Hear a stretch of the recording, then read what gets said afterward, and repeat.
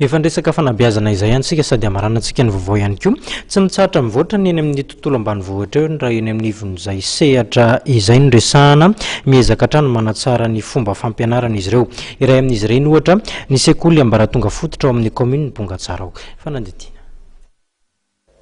Mahomby ny fiara-miasa 3P na partenariat public-privé ao amin'ny sekoly ambaratonga fototra ny commune Bongatsara ary ny fikambanana mpanao asa soa ny FITI izay efa tsy ny fikambanana italiana RTM fitaovana eo amin'ny sehatry ny fanabeazana ny mpianatra madinika eo amin'ny sekoly amin'ny Bongatsara.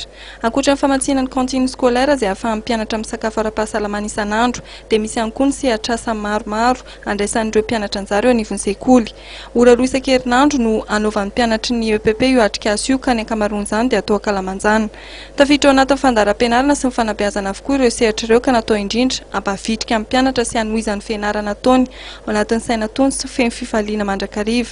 Anisan'izany atrikasa izany izay atao an-dakilasy ny fanabeazam-bony vaky teny amin'ny teny frantsay, ny kilalao-tsaina sy ny vaky boky Kalamanjana, ny lalao ara-panatanjahantena toy ny baolina kitra na koa ny tenisy ambony latabatra sy ny badminton, fampianarana ny fiompiana tantely, ny fambolena zanak'azo sy ny maro hafa. Sekoly EPP Bongatsara ity zany dia misy fiaraha-miasa atao hoe 3P.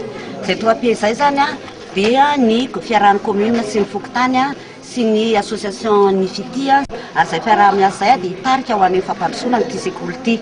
Ny ataony ato zany dia ny fanatsarana ny fiainan'ny ankizy manontolo ohatra hoe eo amin'ny fitaovam-pianarana, eo amin'ny fanitarana ny sokajim-pianarana eo amin'ny hoe lafina informatika, danse sy fianarana enseignement tsotra atao isan'andro. Tsy mahaliana fotsiny fa tena manampibetsaka ny mpianatra ny fotoana tahaka izao ary hita taratra izany eo amin'ny vokatra azon'ny ankizy.